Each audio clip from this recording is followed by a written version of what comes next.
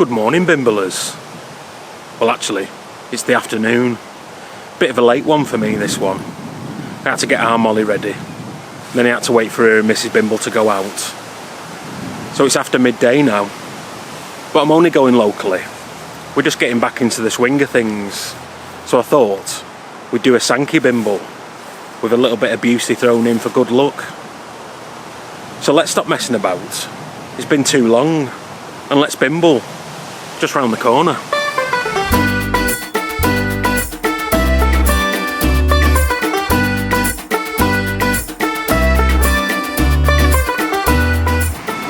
You know I love a church, Bimblers, and I pass this one on my way to work every day. It's disused now, but when it was in use, it was called St. Luke's Church.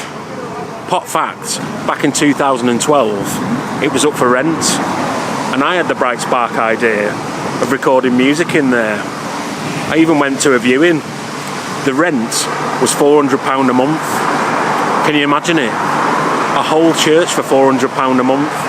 So I went to the viewing, and whilst I was inside, I noticed that the traffic noise was atrocious, as you can hear right now. Plus the fact that there's a hand car wash just over the road, and you could hear it, plain as day. I thought, is it because the windows are broke? Could I fix that? Or is it just because it's got a really high roof with the rafters? So I finished the viewing and I went home and I put my head in the loft to see whether I could hear the traffic noise in my house. And I could. It was terrible there as well. So my dream was over. My dream to record choirs and brass bands in a church. But I still wish I'd rented it. £400 a month. Could just ride my bike around in there. I mean, I need a church to house all these bikes I keep buying. It was built in 1892 and it was designed by a George Frederick Bodley. We've mentioned him on the channel a few times. He studied under Sir George Gilbert Scott and he overseen Sir George Gilbert Scott's grandson, Sir Giles Gilbert Scott, when he built the Anglican Cathedral in Liverpool and he was only 22. So they needed George Frederick Bodley to oversee what he was doing, to make sure he wasn't doing anything daft. We visited another church designed by Mr. Bodley in Mafrodsham 2, Bimble. Should go and watch it. But for now, let's bimble.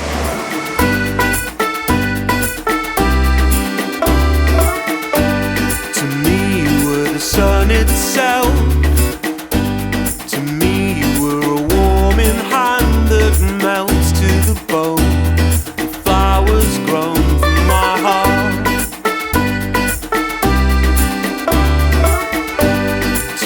I was a drifting line, drawn between a light to capture, but only shown in pictures sewn from my arms.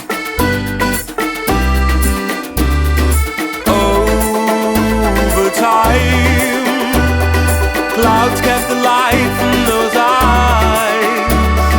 Still, love grown consumed. Let it go, you'll find in time. I'll never let it go, you'll find it's right. I'll only ever know how to speak my mind. I'll only ever know how to speak my mind. To me it was a long mistake. To me it was a golden handshake to reapply those lazy arms in my heart. To you it was a dream it mended. To you it was a dream suspended. To relocate right from the break to the start. Two of our stops today are that way. But we're going on a detour, Bimblers. That way, to see a scheduled monument. Let's bimble. Over time, clouds kept the light from those eyes. Still, love grown consumed. And you know, I'll never let it go. You'll find it's right. I'll only ever know how to speak my mind. I'll only ever know how to speak my mind.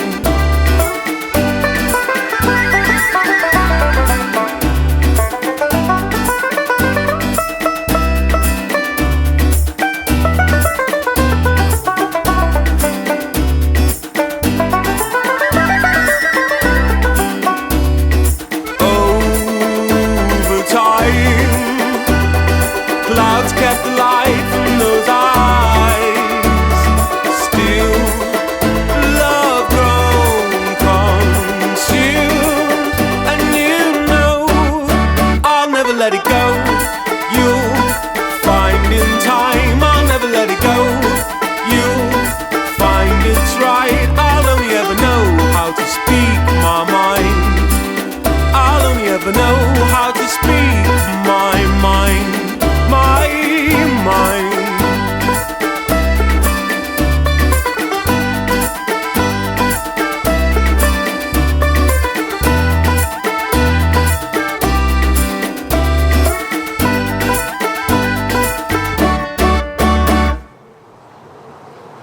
So here it is, Bimblers, the scheduled monument, Barrow Old Hall, just by the leisure centre in Great Sankey. As you can see, there's no hall here anymore. So where's the scheduled monument? Well, it goes around where the hall would have been. It's a moat. Apparently, there are 6,000 plus moats in the UK, and most of them are in the Midlands and on the east coast of England. Here in the ancient township of Bold, which is where we are, in between Warrington and St Helens, there's apparently 6 moats, which according to Historic England is a lot of moats. So that's why it's of special interest. There could be all kinds of medieval gubbins in these moats. If it ever dried up for long enough, they could come here and dig it up. But as you would expect, it's full of water, just like a moat should be. According to Historic England, most of the moats in the UK were built between 1250 and 1350. And the first records of Barrow Old Hall go back to 1330, peak moat times. They used to build moats around castles, didn't they, for defensive reasons. But moats like this were just dug around people's houses to keep up with the Joneses. Someone down the road had a moat. So you wanted a moat. It's a bit like conservatories. Someone on your street wants a conservatory, and now you want a conservatory. Or someone on your street had stone cladding put on the terraced house, and you want stone cladding on your terraced house, so that you can be like Vera Duckworth. According to the plaque outside, 4 acres of land was leased to a Thomas de Burr or Thomas de Bow. I don't know how you pronounce it. It's spelled B-A-R-W-E. I don't know what letters you're supposed to pronounce. I guess it's from French. But it was leased to him by a William Le Bottler. We're going to be speaking about the Bottler family in our next portage. They sold it to a Sir Peter Lee. And we're going to be speaking about the Lee family as well, only less favourably. So this is the scheduled monument, a patch of grass by a leisure centre. Classic Bimblism.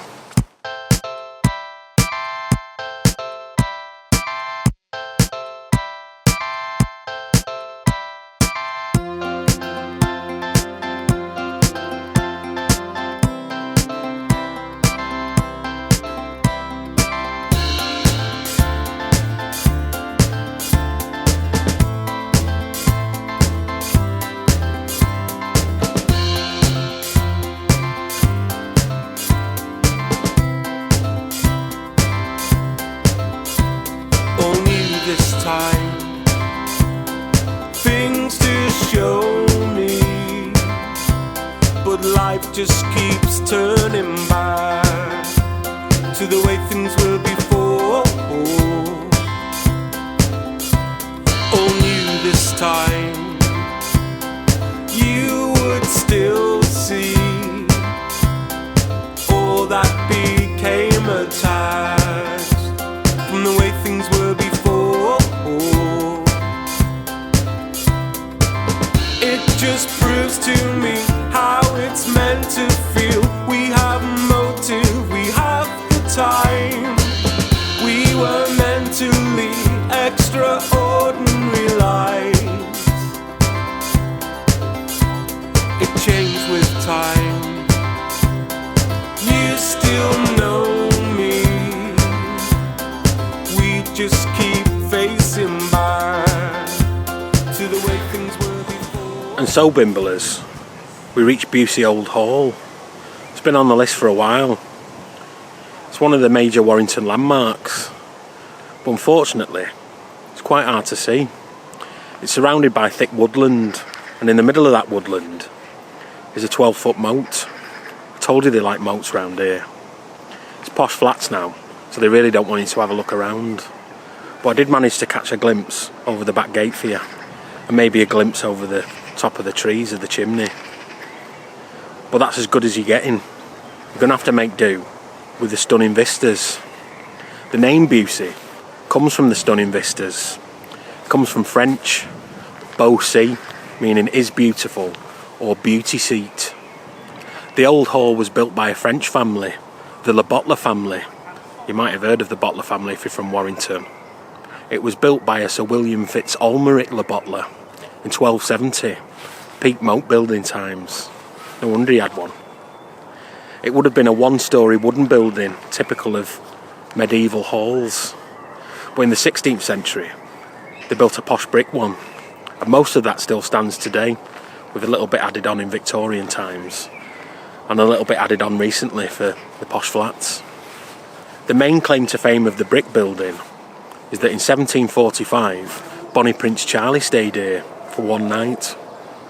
But the old wooden building is where it all went off. In 1461, Sir Thomas Bottler was born there. They dropped the Le bit from the Le Bottler family to make it sound less French. Sir Thomas Bottler set up a free grammar school here in Warrington, which is still there, Sir Thomas Bottler High School. He inherited Barrow Old Hall when his father died when he was just 3 years old. That was Sir John Fitzjohn Bottler, and he was murdered here at Barrow Old Hall. Dun dun dun. He was assassinated by two posh lads, Sir Piers Lee. If you remember, Sir Peter Lee owned Barrow Old Hall, and the Lee family were right posh. They lived over at Lyme Park near Stockport. They've got a street named after him here in Warrington. His accomplice was another posh lad, Sir William Savage. Savage by name, savage by nature. My Runcorn Bimblers might recognise the name Savage from the area Rock Savage. And Rock Savage is where you have the power station, isn't it? So they had streets named after him and power stations named after him. But for some reason, they went into contract killing, and they were contracted to kill Sir John by the 3rd Earl of Derby, Edward Stanley. They bribed a servant to light a candle and put it in the window when Sir John Fitzjohn Bottler went to bed. And he did it. And upon seeing the candle, they tackled that 12-foot moat in a coracle. They gained entry to the hall, and a chamberlain kicked up a fuss. So they murdered him. And then they murdered Sir John Fitzjohn Bottler.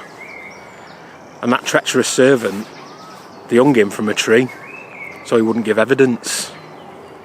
Nasty lot, these posh lads, aren't they? Anyway, even though you can't see the old hall, the gardens are quite fabulous. It's well worth a walk around. There's a maze, lots of nice vistas. No wonder they called it Beauty Seat. And there's also a stretch of the Sankey Canal which goes up into the gardens. Speaking of the Sankey Canal, let's. We have the time. We were meant to lead extraordinary lives, edged over lines. Days keep moving, but time just keeps falling back to the way things were before. It just proves to me how it's meant to feel. We have a motive, we have the time. We were meant to lead extraordinary lives.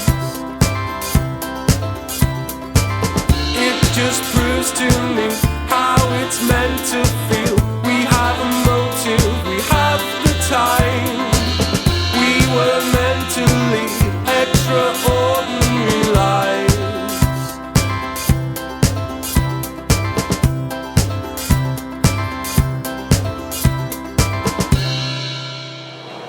currently stood in a lock on the Sankey Canal, aka the Sankey Brook Navigation, aka the St Helens Canal. If you went to my live Bimble at Christmas, or you see me at Warrington Music Festival, you would have heard me talk all about that. I was talking about the Blackburn family that lived over at Orford Hall, which is now Orford Park, here in Warrington. The Sankey Canal was opened in 1757 to transport coal out of St Helens and down into the Mersey to be used for all kinds of industrial processes. It was the Eltonhead family that discovered a seam of coal by accident in 1540. They were digging some clay pits, but they found that seam of coal. Black gold. Texas tea. No, it's not oil, but near enough. It meant that coal mining kicked off in St Helens in a place called Sutton Heath.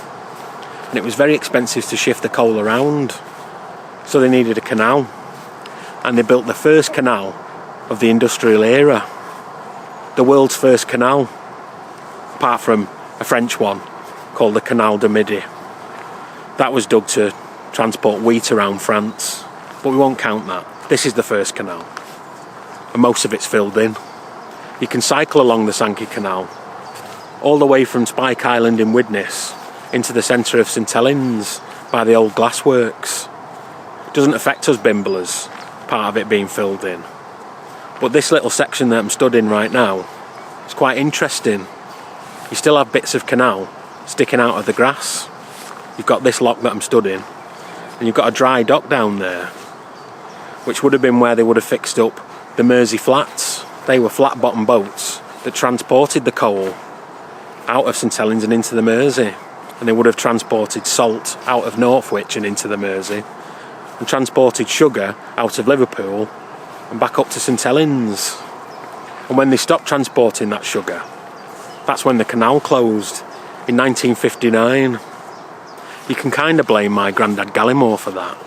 He was a lorry driver, and he used to transport sugar from the Tate and Lyle sugar silo in Liverpool to St Helens. He says that's why his front teeth rotted out. When they were loading all that sugar onto his lorry, they used to give him big lumps of brown sugar to suck on in the cab as he was driving along at about 20 miles an hour in those old lorries down all the A roads. So he'd just be smoking roll-ups and sucking on big lumps of sugar. Hence it rotted out his teeth. My other nan and granddad, they got their teeth removed and false ones fitted as a wedding present. According to an article in the Warrington Guardian from 2015, there was a phantom pointer that was coming to this stretch of the Sankey Canal and pointing all the brickworks, making it watertight, in hopes that they would reopen the Sankey Canal. You could probably do with coming back, it's a bit overgrown, isn't it?